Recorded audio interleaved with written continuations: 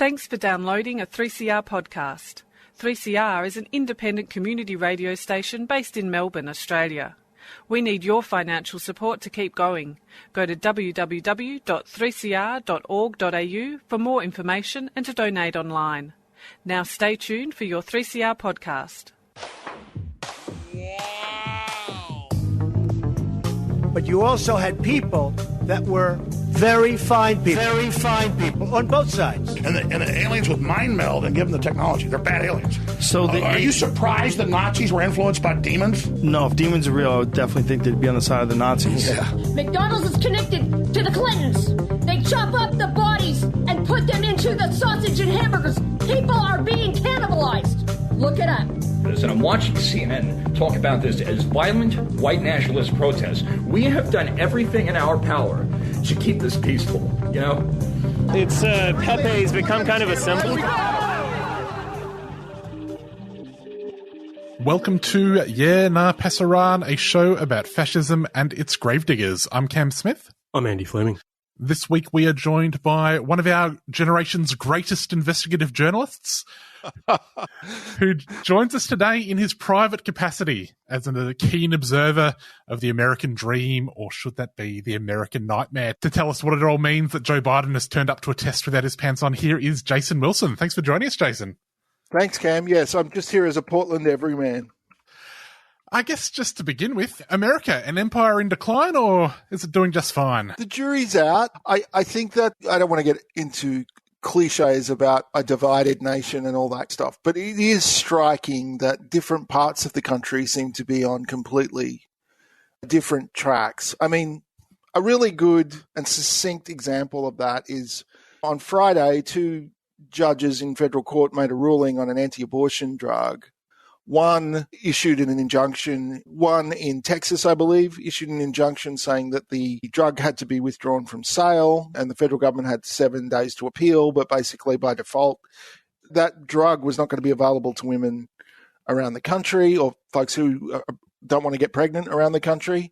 On the other hand, in Washington state, a federal judge issued a ruling in precisely the opposite direction. And how you reconcile that, so in other words, yeah, you've brought suit, but this thing must stay on sale for now until we've proceeded further. So you've got different parts of the country really going in really different directions, and the real points of contention at the moment are obviously abortion, since the Supreme Court last year ruled that was a matter for state legislatures to deal with. It was that Roe versus Wade had been overturned.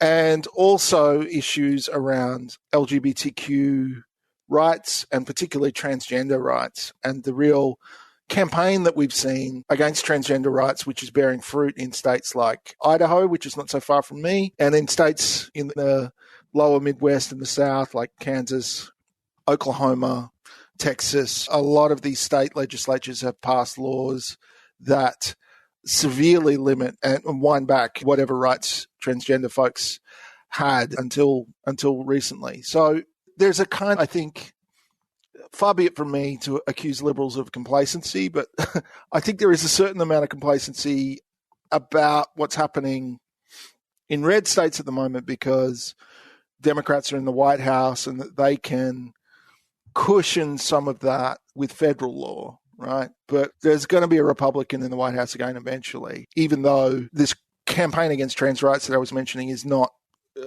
popular, electorally popular. They're not going to let it go anytime soon. I wanted to ask you about that because in Australia, we've seen with the Catherine Deves campaign at the last federal election, which killed the Liberals in seats around where they ran her. We've just seen at the last state election, the last by-election recently here in Victoria, that just proximity to Moira Deeming in the Liberal Party is being blamed by some for why the Liberals have lost a famously safe Liberal seat. This stuff isn't really popular electorally here. It doesn't seem to actually be that popular in America either, but why are they going to stick with it? Well, I think it's really important to understand the really different dynamic that American electoral politics takes on because of the primary process and the fact that in order to be a candidate at a general election, you have to pass through a primary election that in most states is each party selects its candidates. There are some states like California and Washington State where they have what they call jungle primaries, where a field of candidates from all parties competes, and the most popular two go through to the general election. And often in California and Washington, that will mean two Democrats running off against each other, rarely two Republicans in those states. That's another topic, though. But in most states, the Republicans select their candidates for general election, and in order to win a Republican primary in the early 2020s, you have to stake out a range of radical positions. And in fact, you have to compete with the other people you're running in the primary election against to stake out tougher and tougher positions on transgender rights, for example, or what materials are appropriate to be in school libraries, or on critical race theory. If you want to see that writ large, you can see Ron DeSantis squirming around trying to stake out positions to the right of Donald Trump. And it's difficult because Trump is unpredictable and incoherent. But DeSantis's political successes have really come from playing to the moral panic du jour amongst conservatives in his state and appearing more radical and more committed to those positions than anyone else. And that plays out in local races for ordinary congressional seats, for example, all over the country. And what that means is that in Australia, the selection of candidates is mostly left to the parties themselves. Compulsory voting and preferential voting do tend to drag things towards the centre, or they do tend to. I've got to be careful here because Australia has had some pretty extreme positions on things like immigration. If an issue isn't particularly salient, like transgender rights, for better or worse, it's not particularly salient. If you're seen as being too enthusiastic about issues that aren't top of mind for voters, being seen as extremist relative to the general political climate doesn't always pay off in Australia. Generally, it doesn't pay off, right? And so there's a strong centrifugal force in Australian electoral politics and it's more of a centripetal force in American electoral politics, at least through the primary processes. So would someone like Marjorie Taylor Greene be pre-selected as a Liberal Party candidate in Victoria, say? I mean, or even in Queensland, lovely Queensland, my home. Maybe not.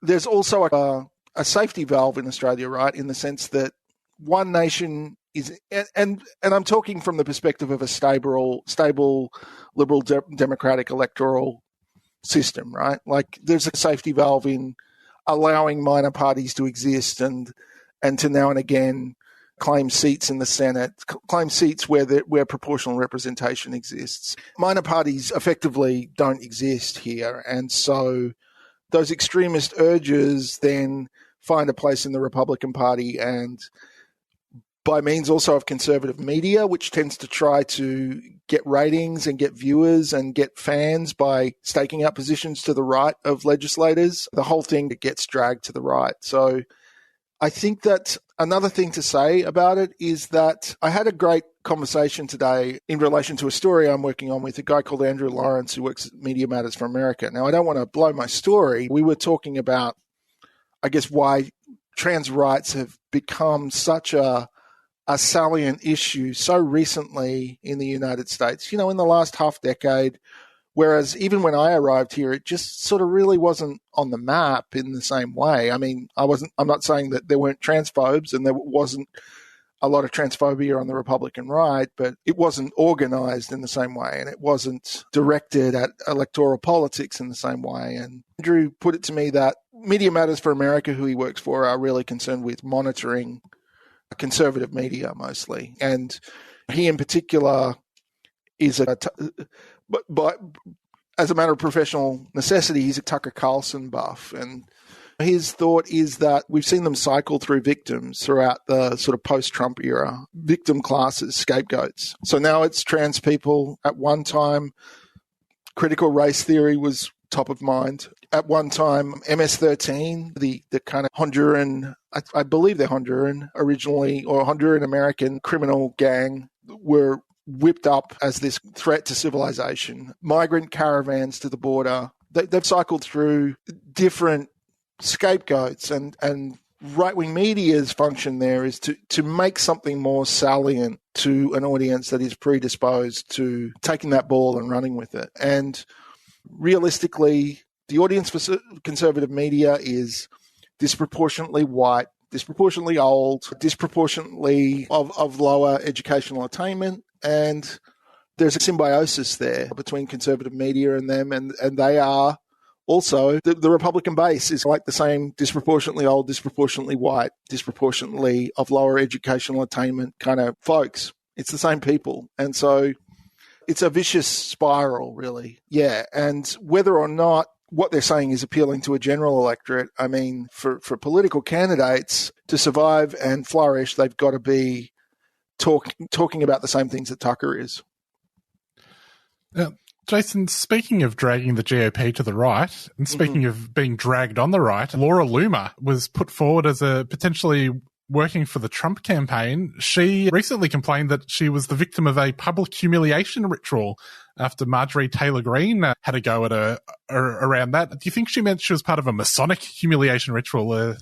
Laura Loomer, I mean, the interesting thing about that fracas is that Loomer is still really beyond the bounds of respectability in US politics. I can't imagine what Trump's thinking. Maybe he's just trying to get attention. Laura's a super fan of his, so maybe she just talked him into it. Maybe he sees something in her that the rest of us don't.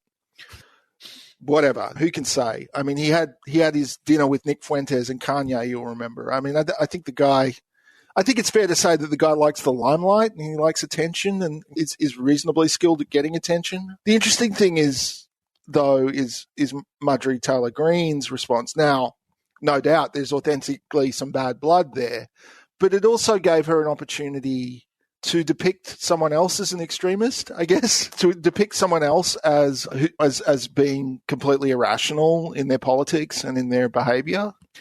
And, Marjorie Taylor Greene was pretty key in allowing the current speaker, Kevin McCarthy, to finally get elected after however many attempts earlier this year. I think it was at least half a dozen, which was a humiliation, really, for him. But she helped to get him over the line. He seems to like her. He's made a point of speaking well of her in interviews with national newspapers.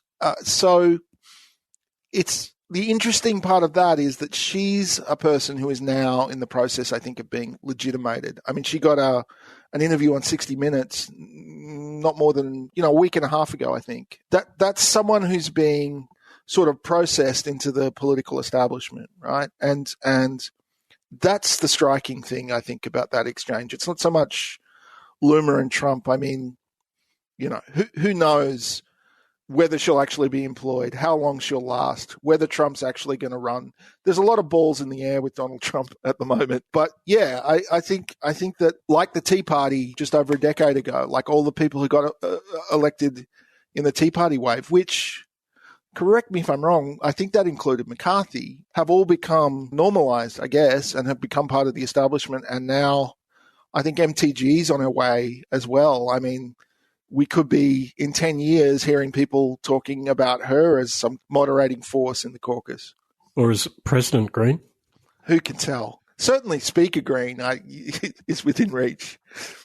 Jason, as we all know, the Donald was successfully able to build a wall to keep out all the bad people from the United States. Sadly, he faces the prospect of being put behind walls himself at some point. What do you make of his current legal difficulties? I've read a lot of commentary on this, and I've talked to some people about it. I actually talked to a former prosecutor who on background, so I can't tell you who they are, but the impression I'm getting is that the indictment in New York is by no means watertight. Let's just put it that way. It's not a lay down misere by any means that he's going to get indicted, and that's not because I hasten to add that that's not because he hasn't engaged in criminal behavior. It's because you need to prove that, and you need to prove it to a degree of seriousness where there's meaningful consequences. And for various reasons, it seems like some of this stuff is going to be a heavy lift for the prosecutor. But That's okay, I think. I'm sure that people in New York have gone to prison for far less serious charges without getting the due process that Trump is no doubt going to get. There is all of this stuff, all of this savvy commentary about how other prosecutions should have been brought first, that there's got to be some kind of coordinated strategy between prosecutors at different levels of government about who has the best case first, because if Trump doesn't get convicted in this first prosecution, he's going to argue that he's been exonerated of everything or something. And that commentary really gets my goat, I guess, because it sounds like people are saying that they're accepting that at some point Trump is going to get a free pass on crimes that prosecutors have reason to believe he's committed. That's just part of the landscape. That's part of the game of US politics. And I think that the United States, its media anyway, and its commentariat and its political class seem uniquely allergic to the idea of putting former holders of executive power on trial. Makes me think of Chomsky's remark about US presidents and Nuremberg. I didn't see it. What did he say?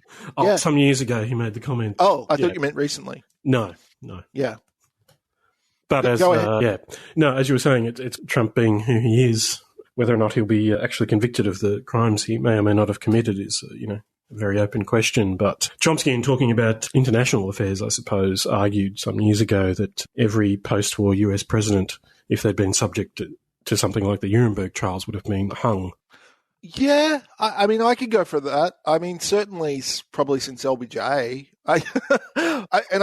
Maybe he's not. a crusty old professor. Come on, but maybe not. But I mean, if it's reasonable to prosecute those folks for crimes they may have committed, we should do it. And I'm not saying that political leaders who've gotten to be heads of government in Australia or the UK or other comparable liberal democracies, I'm not saying they don't enjoy a certain amount of impunity compared to the average citizen. Of course they do, but it does happen. I mean, Joe Bjelke-Peterson went on trial in my youth and he got acquitted in a trial that had some very dodgy aspects to it. But it's salutary just to see them go on trial. To me, it's healthy for democracy that if a leader can be reasonably suspected of having committed crimes, that they do go on trial. And it does happen in Australia. It does happen.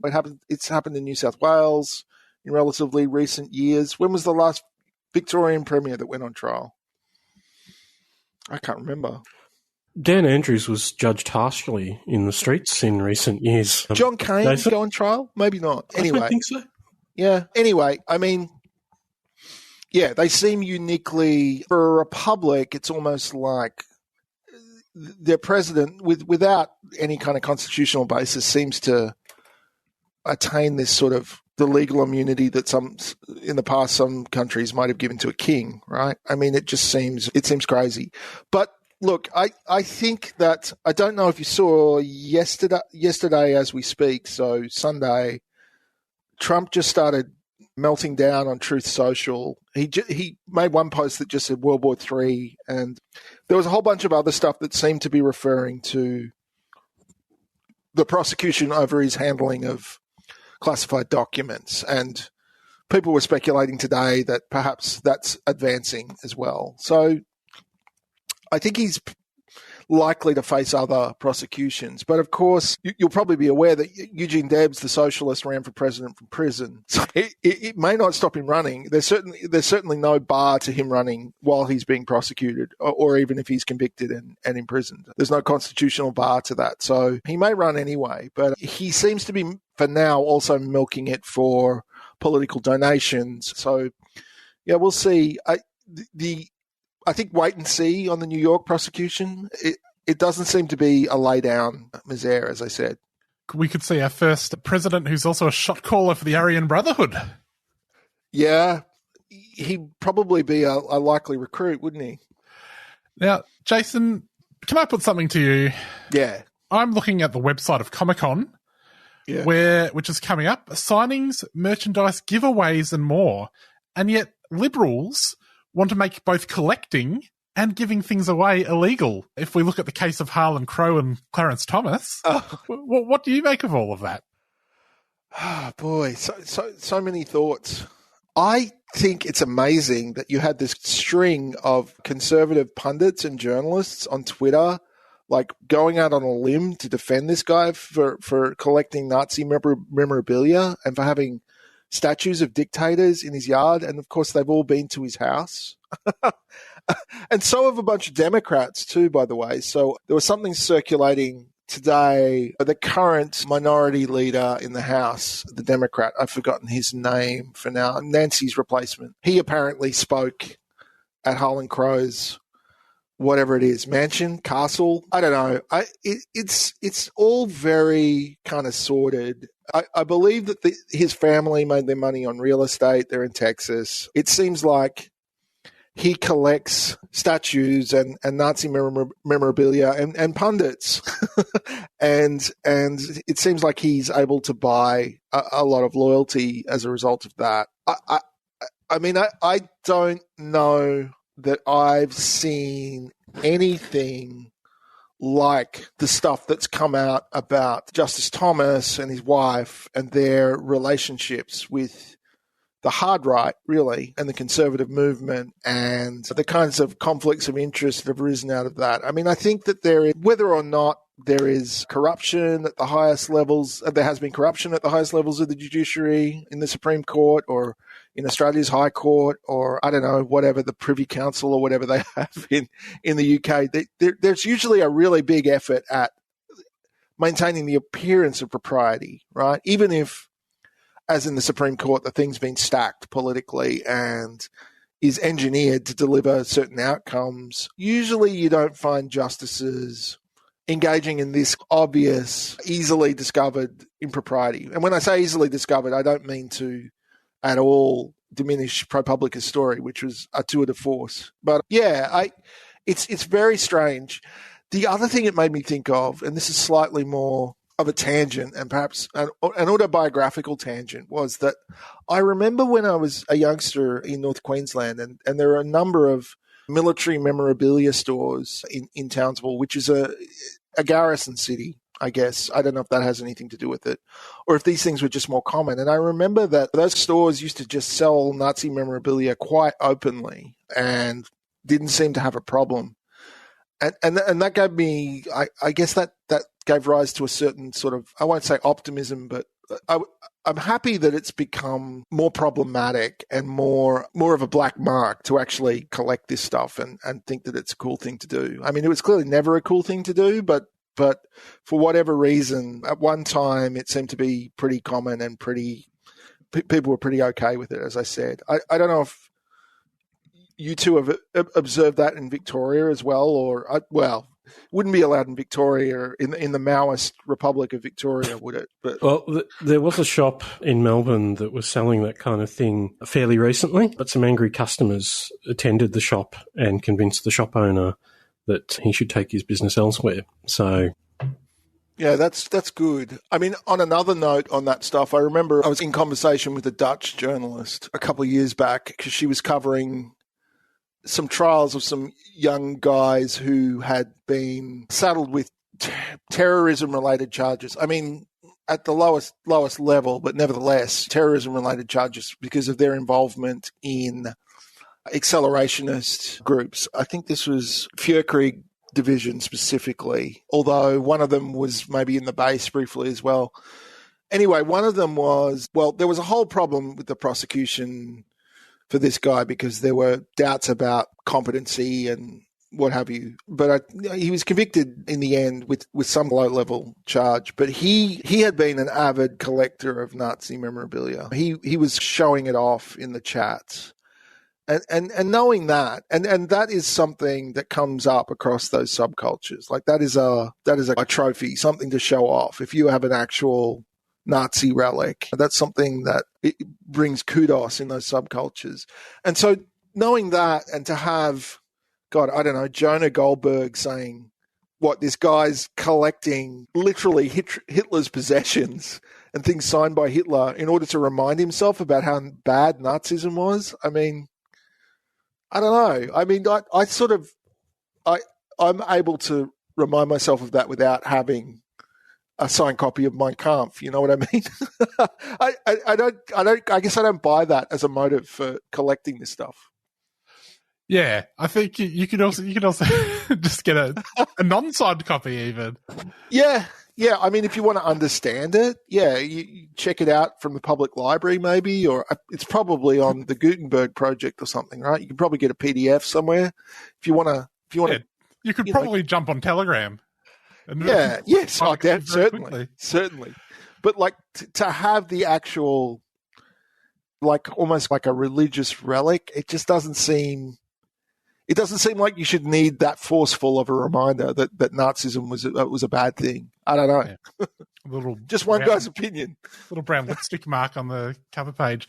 Jason, we've recently had I'm going to have to ask you to cast your mind back several mass shootings because it seems that we're back in the swing of things in the States. There was just one today at a bank, which seems to have thrown people for a little bit of a loop because they already have security guards. There was a shooting recently at a Covenant school, it seemed to be perpetrated by a young trans man, AFAB person.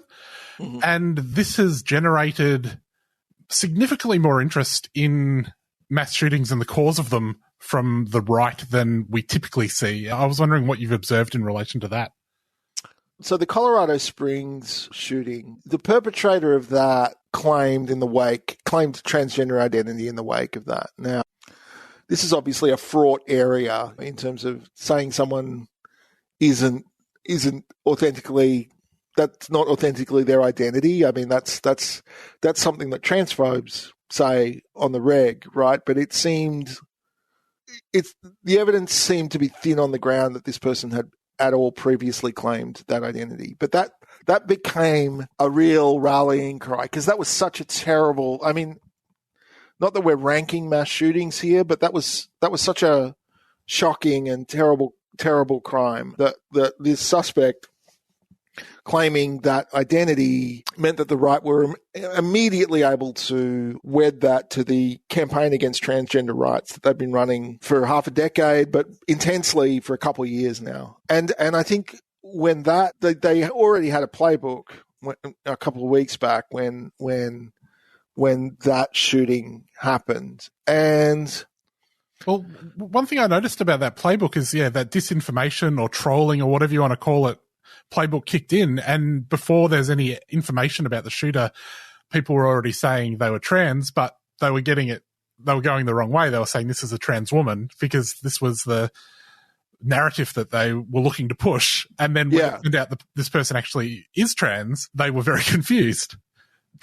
But I mean, to me, it relies on so they're trying to, I think in their mind, they're trying to mirror what happens when people point out that this guy committed a mass shooting because he's a white nationalist who hates Muslims or people of color or whatever. And this ideology led him to commit this targeted crime again that targeted the people who he said in his manifesto or online or whatever that he actually hates and thinks are going to undermine Western civilization or whatever, right? Or play a part in white genocide. Okay, so that's saying that someone has embraced a genocidal ideology and that's led them to commit mass murder, right? Like that's connecting those two things. I don't think people say, I mean, I wouldn't say that someone has done that because they're a white cis man, right? Because lots of white cis men, myself, for instance, get around every day without committing any murders, right? It's not like, that's not to say that gender is unconnected with violence, right? I'm not saying that, but I'm also saying that it's not simply their identity isn't causing that. Maybe other things that their inhabitation of that identity and the way that identity has been appealed to by various political actors has played a part, but it's not just because they're a white man, a white cis man. And on the other hand, you've got the right saying, well, they did it because they're a trans person, like because they are transgender. And that doesn't make sense. And then if you poke on that, you either get this idea that transgender identity is ipso facto some form of mental illness, which is transphobic, like definitionally, right? Like it's saying that transgender identity isn't real, among other things.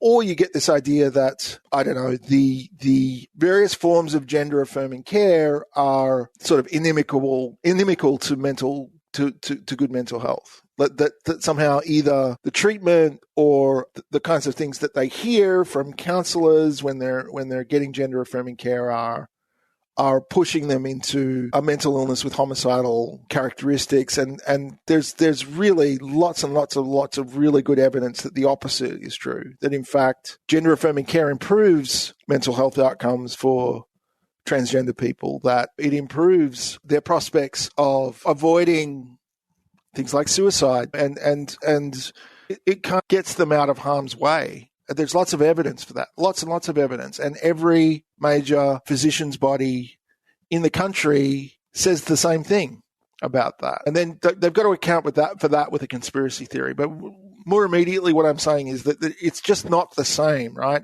They think it's like a tit for tat thing, but it's not the same to say that this guy embraced white nationalism, became increasingly radical, and shot people for political reasons. That's just not the same as saying, oh, they shot someone because they're trans.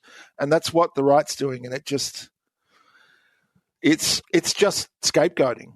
And I don't think saying someone did something because they embraced a murderous and genocidal ideology is scapegoating. It's pointing to a social and political pathology that we have. It's not, I don't know. It just seems like it's not, they're not really getting it. Jason, transphobia has emerged as a mobilising and organising principle for the right in America, but they're not the only people who are gender critical of transgenderism and so on. In Melbourne recently, we were blessed with the presence of Posey Parker on the steps of the Parliament. As Cam referred to earlier, she was joined by Moira Deeming, but also a small collection of local Nazis. Can you talk a little bit about what kinds of alliances are forming or have formed in the United States that are helping to propel anti-trans sentiment and even shape laws in the United States? I could talk a little. I'm working on something in this area, and the specifics I need to report out the specifics and get that into really good shape. But I think in general terms, I think around the world, right, and certainly, yes, in the United States, what we're seeing is people who are prepared to collaborate with elements of the far right, and that means a good chunk of the Republican Party here. They're prepared to collaborate with them in enacting laws and generally propagandizing against transgender rights, and on the basis, they say, of radical feminism, right? On the basis that transgender identity is not real, and more than that, a lot of these folks will say it's the tip of the spear of some misogynist backlash or the last gasp of patriarchy, where they're just trying to get that men, as they see them, because they don't accept that transgender women are women, that men are trying to get access to women's spaces in order to sexually assault them or rape them, right? Or that men are trying to compete in women's sport in order to sort of like devalue the achievements of women and girls who are athletes. That's what they think. The extraordinary thing, and I think it takes different forms in different places. I think that in the UK in particular, there's a very sort of complicated and nasty situation where a lot of prominent older feminists are, with pretty decent platforms, have managed to maintain the respectability, in big inverted commas, the respectability of transphobia. I mean, I think that like the idea of transgender identity, like, is it real or isn't it, like, is still something that is a debate in mainstream British media outlets. It's less, except for these radical feminists, self-described radical feminist groups in the United States, it's really mostly the preserve of the right. Like, a commitment to transgender rights is pretty much, I would say, a mainstream liberal position. Certainly the majority of the Democratic Party, up to and including the president, will at least publicly affirm they'll make some affirmation of transgender rights, even if they don't offer too much detail about policy. and what have you. So, you've got this situation here, perhaps uniquely, where you've got both a pretty successful anti-transgender rights campaign, which is seeing laws passed, seeing lawsuits taken out, seeing advocates get a lot of prominence, especially in conservative media, to make their case, and that's having real-world effects. But it's entirely partisan, except for this collaboration with people who, for really long periods, were probably identified with the radical left. So one example is the Women's Liberation Front here in the US, which really comes out of, I guess, infighting, right? I don't want to say that. It's people who were previously identified as being on the radical left, who maybe showed themselves by their actions, particularly in response to the question of transgender identity, and who are now collaborating with groups who we list as hate groups, who would, if they had their druthers, would criminalize homosexuality and would severely constrain the rights of women. And the extraordinary thing is that that doesn't seem to matter, that the antipathy that some of these folks have to transgender people is such that they're prepared to set aside any other principle that you might expect them to defend in order to reduce or eliminate the rights of transgender people to live authentically. And that's sort of horrifying, but sort of fascinating that a monomaniacal political commitment can drag someone from provocations at anarchist book fairs to, I don't know, going on Tucker Carlson or framing model bills with, or appearing at the Heritage Foundation or whatever. It's quite extraordinary. I know it's not unprecedented, but it's always surprising to see someone set aside every principle in order to pursue this antipathy, that obsessive antipathy. I don't know, but you guys probably know other examples of this, right? Like it just seems, it seems extraordinary, even though it has probably happened before. Yes, politics makes for strange bedfellows. Yeah. Speaking of other disreputable characters, Jason, a little while ago you wrote about Rob Rundo and Rise Above movement. Rob, Mr. Rundo, as I understand it, has been arrested and is looks set to be extradited to the United States to face charges. Along with his legal situation, I'm wondering, especially given the appearance of local Nazis at Parker's publicity event in Melbourne, Rundo, in advocating for what he terms, I think, active clubs, seems to provide some model for fascist organising, not only in the United States and Romania, but Australia and elsewhere. Do you think his arrest will have any impact on that network or that movement? And where do you think, I guess, the vanguard, in a sense, finds itself in the United States and elsewhere? I think you're right about the provision of an example or model, but I think it's... My sense is that Rundo, his example is pretty much all past tense. I mean, I know that he has active clubs. I know that there are people attached to his movement who are also attached to Patriot Front, who are capable of producing slick propaganda. I know that there are people in the movement and too many, in the sense that there may be dozens of these folks, mostly, I think, in Southern California and the immediate surrounds. But I also think that, I mean, like Patriot Front, I mean, the interesting thing about Patriot Front is that the kind of Republican right, who I'm not trying to suggest that they're moderate or anything, but they have certain needs in terms of respectability. Persistently, the Republican right, I think at least since 2020, whenever Patriot Front shows up, they will try to portray Patriot Front as like an FBI psyop or something, like they're feds. And that's a willful ignorance, but it's also a reflection of the fact that this optics thing is still an issue, and that the groups that actually want to go out in public in uniforms with masks on, and the groups that are evidently primarily interested either in violence or in a kind of fascist spectacle, openly fascist spectacle, there's still a problem, right? Even if they mobilize people, even if they basically agree with the far right of the Republican Party on most of the issues, the aesthetics are wrong. And whereas the GOP can get behind Kyle Rittenhouse because there's a narrative there. There's not any evidence of a political organization around him. There are issues that they can get behind in terms of Second Amendment rights and in terms of this idea of self-defense. Killing someone in self-defense is fine. But people like Rundo and his organization and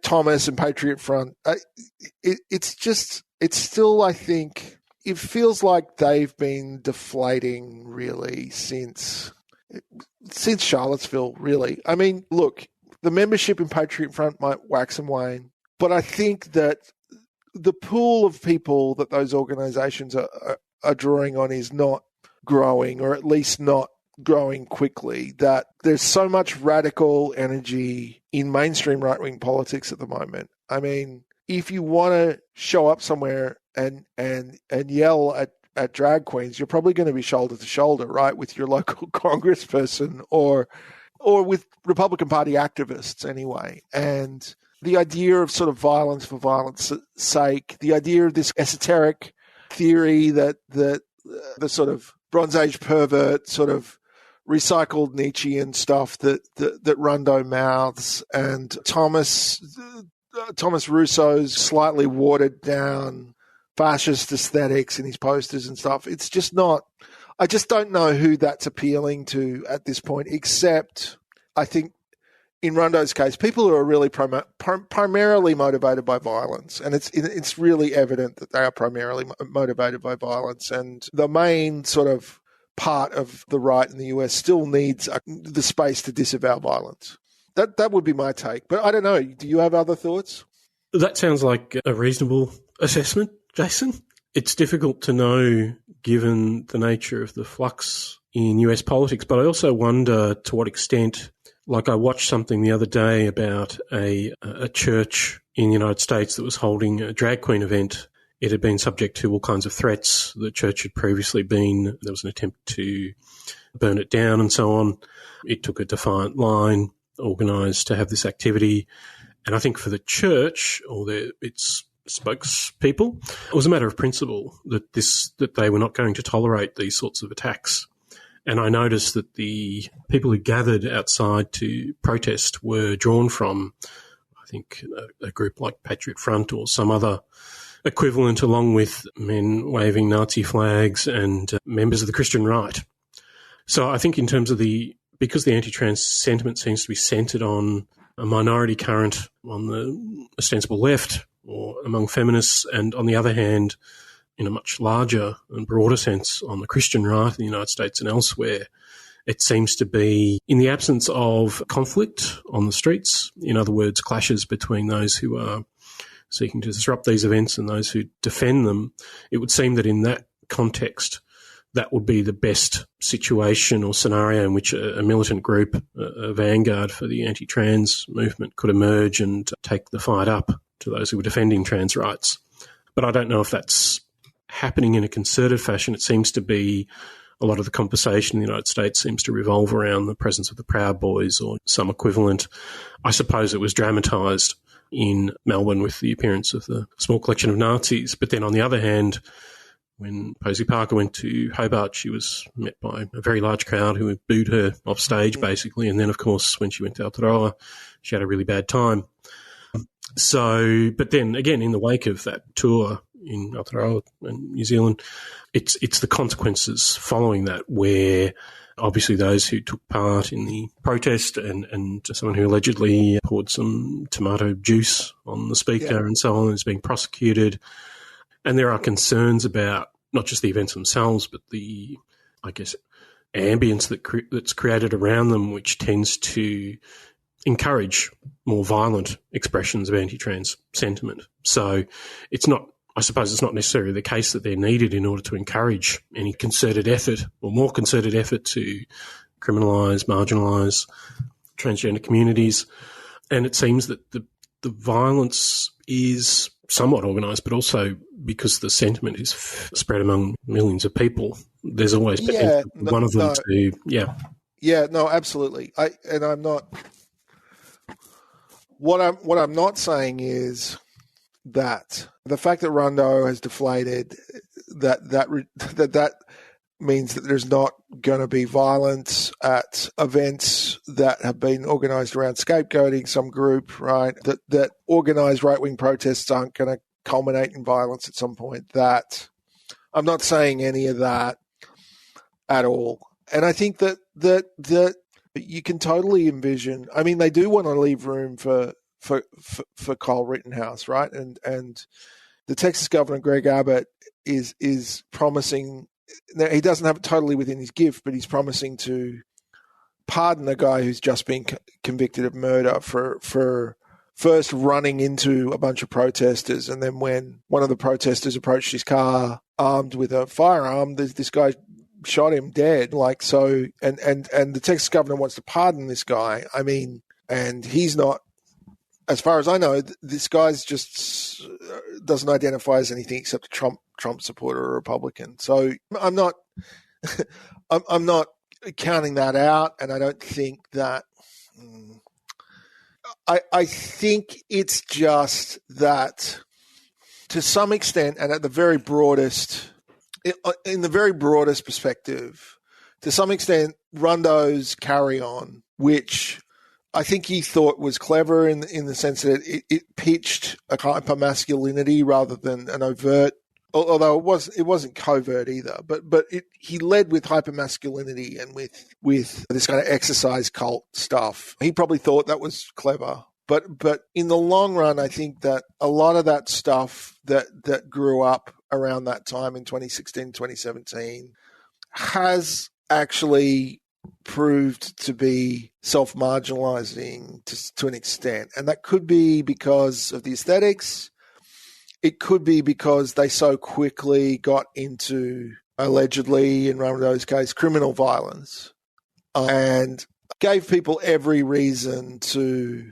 the right every reason to use them to legitimate themselves, like with the people saying Patriot Front are a Fed op, right? Like, they really gave people on the right the opportunity to say, well, we're okay because we're not them. And I think that that's the problem Posey Parker had too, right? Like that, I think that was not only the National Socialist Network showing up at her thing was not only so discrediting to her, but it was mobilizing, I think, to people at those future events. I don't know if you agree with that. Maybe there was going to be a big counter-protest anyway, but it seems to me like there was some relationship between this evident link between her and neo-Nazis that really caused a problem for her over the remainder of her tour. And so things can change, as you say. And I think in the past, Republicans or the Republican right, just for shorthand, here has been far more tolerant or welcoming or collaborative with Proud Boys than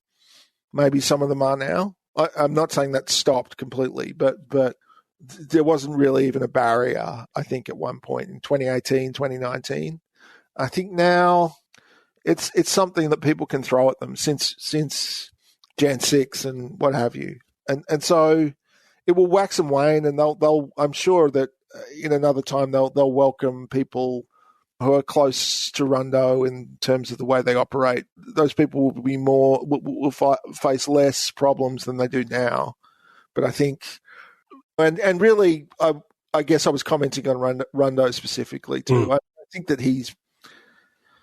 I don't know. I can't see the future, but I wouldn't want to be him or his lawyer. I think that, like, especially now that he has been a fugitive, and as I found that he was on the no-fly list. I don't know if you saw that story. Like, yeah. So I think he's done, really. Yeah.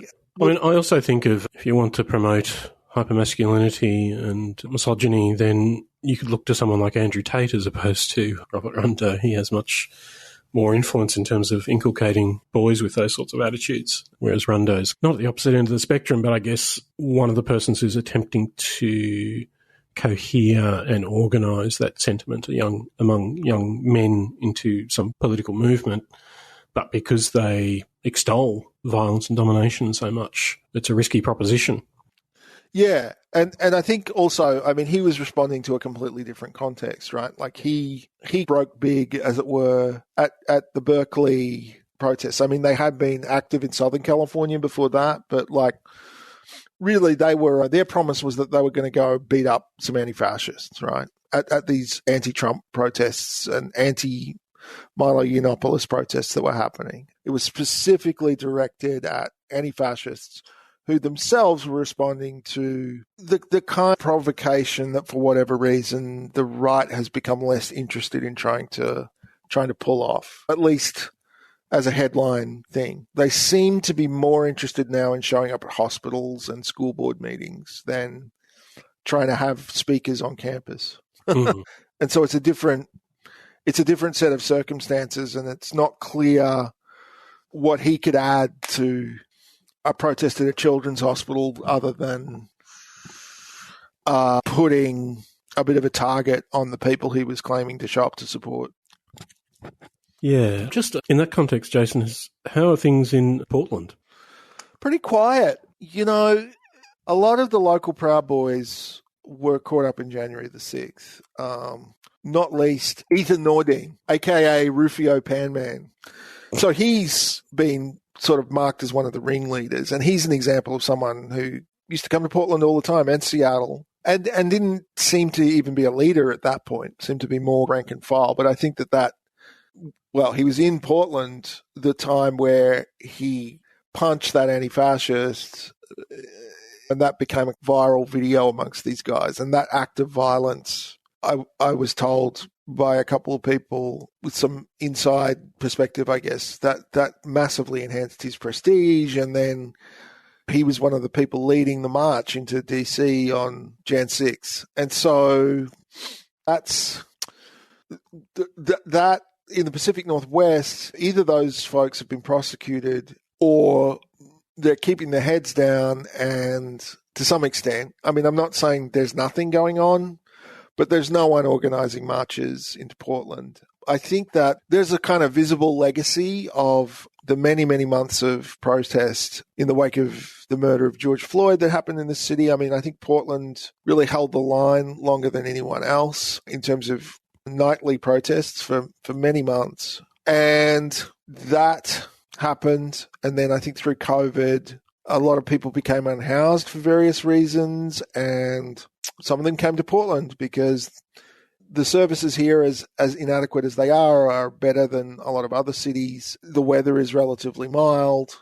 And also, let's not kid ourselves, I'm talking like these people are coming out of town, but a lot of people became unhoused in Portland. And the fact of the matter is that while unhoused people in Portland are often characterized by people who would like to crack down on them in some way as having come from out of state or out of town, there's every reason to believe that a really significant proportion, if not a great majority of these people were once housed in Portland, and they're just in the city where they used to be housed. So that happened, and the downtown area now is less trafficked. Really, it's fallen into some disrepair, I would say. There are businesses have left buildings. There are windows that have gone unrepaired for a long time. The Apple store downtown had a gigantic barricade. They put a gigantic barricade around it because it's all glass walls.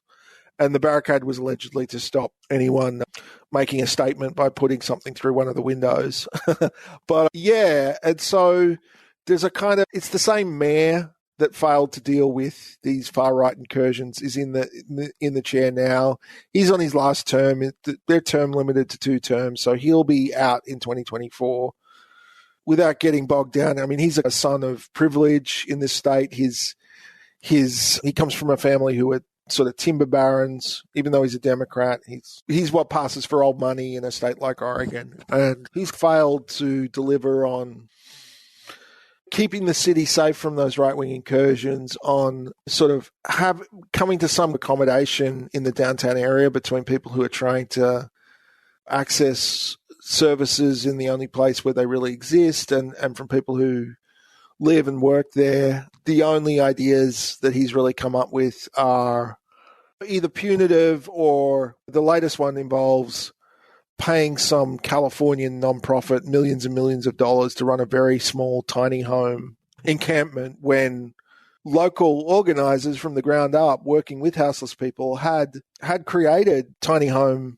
encampments where people had access to shared bathroom facilities and what have you. But they were allowed to be, one of them at least was allowed to be shut down by the neighborhood association. So in the city of Portland, there's this sort of, they've allowed this way for organized NIMBYism to really be fed into the heart of city government, because neighborhood associations, which are formally constituted bodies with representatives of the neighborhood who, have some kind of say, if not veto, over city policy. But yeah, neighborhood associations have been pushing out that kind of organized response. So all that people have really now is they need to camp wherever they can, and that makes them visible and vulnerable and a political target for the right. So yeah, it's a little bit of a, there's not the contentious street protests that there were half a decade ago that really characterized that period. It's more just like neoliberal failure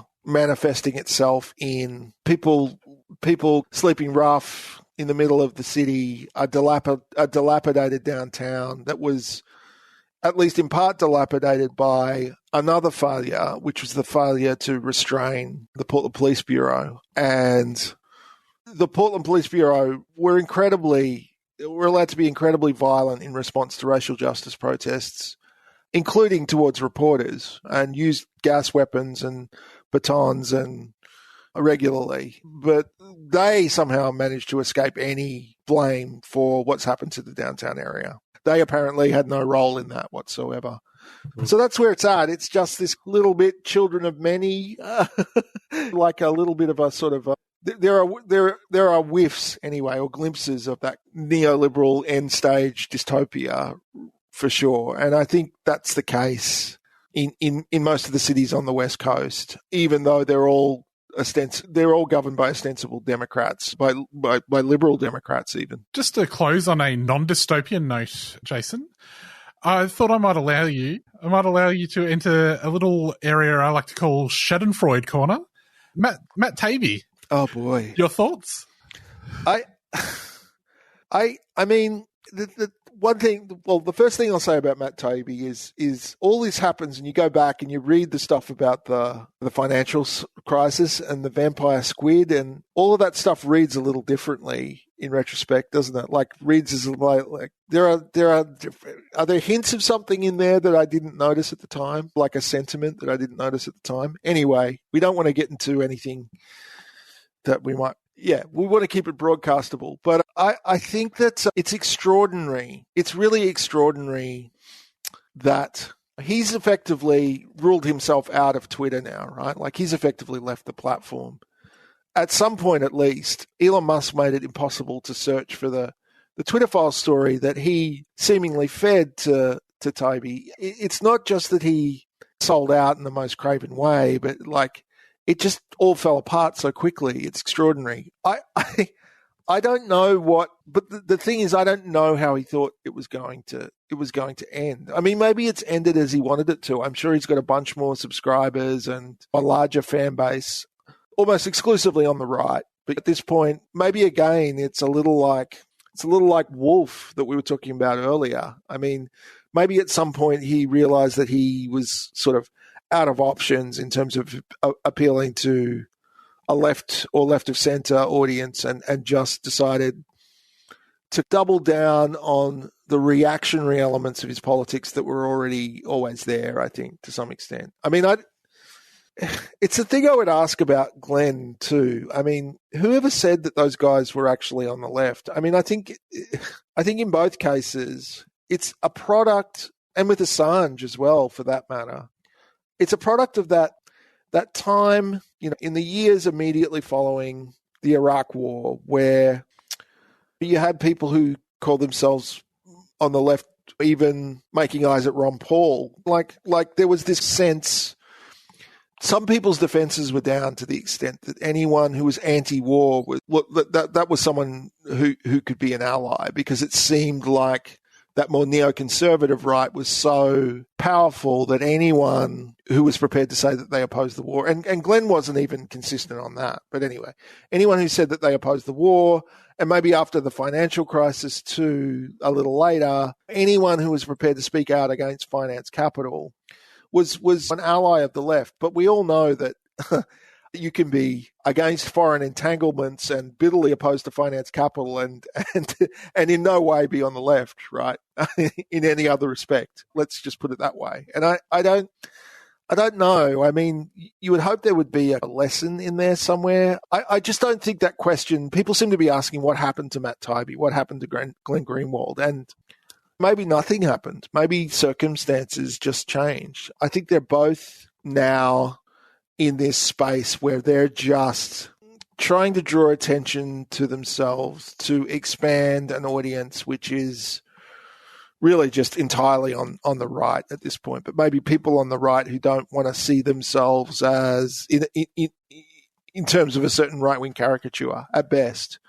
But I mean, I don't know what you think. I mean, I'm curious about that phenomenon and whether you think I'm right. Like that that people just misconstrued opposition to the war and an opposition to finance capital, or a distaste for finance capital, as evidence of a broader set of agreements, when it probably wasn't. Well, just briefly in response, Jason, to your question, I think Matt Taibbi was the exile, yeah?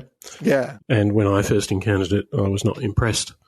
So I've remained unimpressed, and I associate Greenwald with Matt Hale and his role as a defence lawyer. But I think, like, to oppose war is a thing, and... Oh, it is, yeah. It's a good thing in many ways. I think in terms of judging those characters or personalities, I think if there's an appeal on that basis, or a misunderstanding as to their identity or credentials or perspectives as in some way related to the left or coming from it, seems to rest on a certain ignorance and historical and political illiteracy.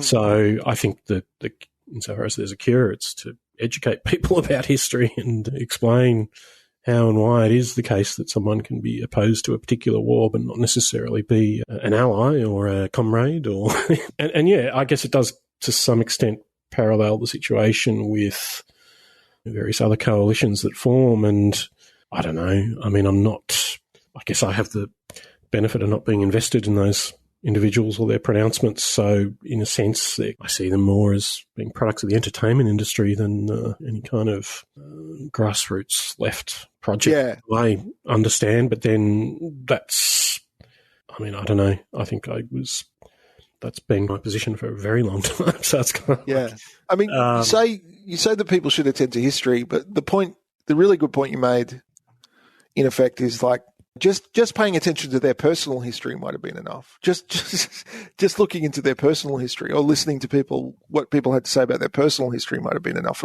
at some point, right? To kind of think, well, maybe I'm misreading this. There might have been a few clues there. Yeah, and yeah, don't get me wrong. I mean, war's bad, but there are positions which are necessary but not sufficient to being committed to the idea of human equality and liberation and stuff. Like, there's just like, it's just, even if the circumstances seem dire, I don't know. I mean, I think there's probably something about, I mean, even Alex Jones seemed to get a pass for way too long. Maybe not on the left, but in the mainstream, let's say, just as because some people saw him tied to alternative culture, like the maybe 90s, early 2000s model of that, where just being, I don't know, like just some sort of sense that someone's transgressive or opposed to the mainstream was enough to get people interested. And I think maybe the exile people anyway maybe benefited from some version of that. I'm not sure. Well, Jason, I think we'll leave it there. If people want to find you on Twitter, the home of the Twitter files. You are at Jason_A_W, and people can also read your work on the SPLC. Yeah, and I'm trying to transition to Mastodon. Now, what is my name on Mastodon? Oh yeah, I'm Jason Wilson at Jason Wilson at mastodon.online. So mastodon.online /@Jason Wilson, all one word. I tried to transition to Mastodon, and then my Mastodon server was shut down over Harry Potter drama, and I have transferred, but I'm finding it difficult. That's hard. That shut a lot of servers down. Damn you, Harry Potter. Well, that's it for the week. We will be back next week. Until then, see you later. Bye-bye. The girl of my dreams is giving me nightmares. I found her on TV, now I see her everywhere. She's got style, she's got violent ways about her. She got me so that I can't dream without her. She's giving me nightmares. She's giving me nightmares. She's giving me nightmares. She's giving me nightmares. My bedside is loaded. My bedside's exploded. Hard to believe you can't get while you're dreaming. If you try, sometimes you might find you get what you steal. The girl of my dreams is giving me nightmares. I don't know what it means, but she's got multicolored hair. When she stands in the sand, I dream of peaches. And I'm not sure what that means either. But she's giving me nightmares. She's giving me nightmares. She's giving me nightmares. She's giving me nightmares. People keep on staring. People keep on staring. And it's one flat pig to get started. It's two flat pigs to get started. My ceiling is on fire. My feelings are on fire. Hard to believe you can't get what you're dreaming. If you try, sometimes you might find you get what you steal.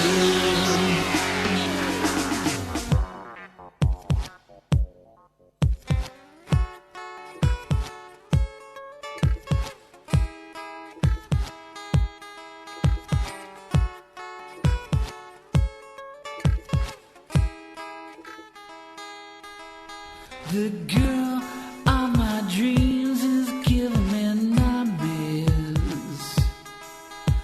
And someone wrote a message on my bus. My breakdown is coming, running, seeing's bleeding, and bleeding's bleeding. My ceiling is on fire. My feelings are on fire. My feelings are on fire. To believe you can't see them feelings, get what you feeling. Try sometimes you might find get what you steal.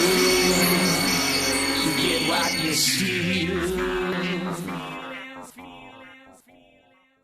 Have you experienced or seen racism against blackfellas? Report racism against First Nations people with Call It Out, an online register to expose racism. Stand up, be heard, call it out. Go to callitout.com.au. A 3CR supporter.